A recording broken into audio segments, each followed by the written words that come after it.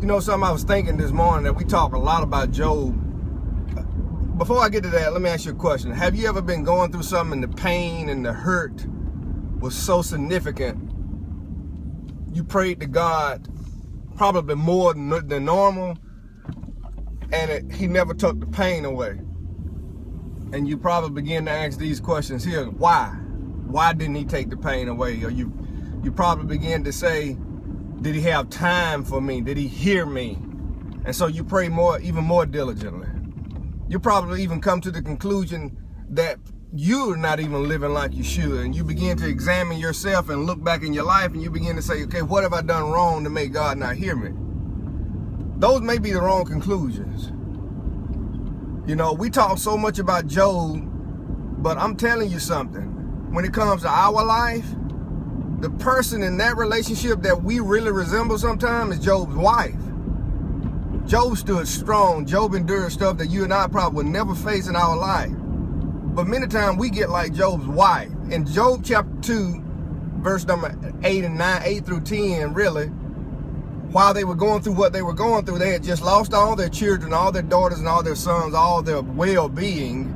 And Job's wife, the emotional strain to her was so difficult. She looked at Job and she said, curse God and die. Now, I know what you're saying. I would never say curse God and die. Okay. If you're that confident, I'm fine. But you may never say curse God and die. But have you ever had so much pain in your life that you begin to question and say, is it worth it? I'm living for God. I'm doing the best I can, but yet and still, I'm still going through all this pain. Is it worth it? Even if you haven't said that, you may have gotten to a point in your life where you had so much pain and hurt in your life to where you said, I just can't take this anymore. I don't even want to live.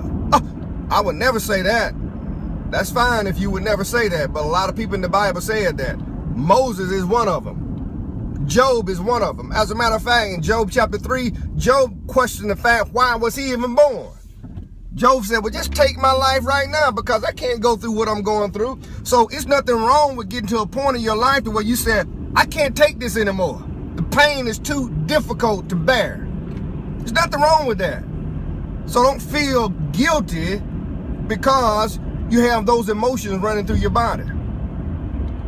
It reminds me of Paul in 2 Corinthians chapter 12, verse number 8. Paul had this thing in his life called a thorn in the flesh.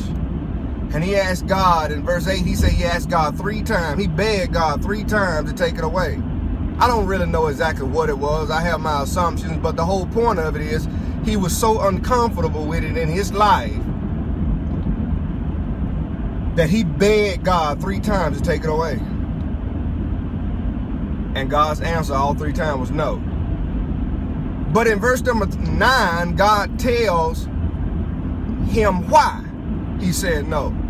In verse 9, the Lord says, because my grace is sufficient. When you are weak, I am the strongest in you. You see, God did not take the pain or the distraction or the frustration away from Paul, because God said, Paul, when you're at your weakest, that's when I'm at my strongest in you.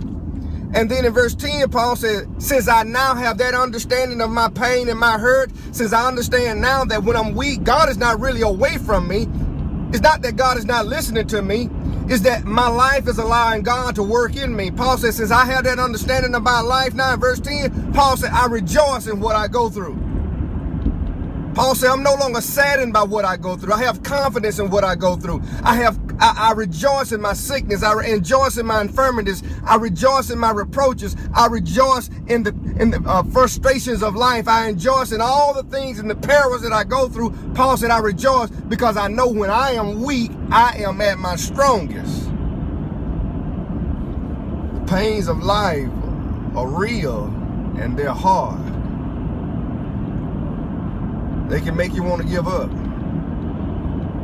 But like that old song says, my son, he sings this song every day. It says, hold to God's unchanging hand. Not time to let go. It's time to let God. Y'all have a wonderful day.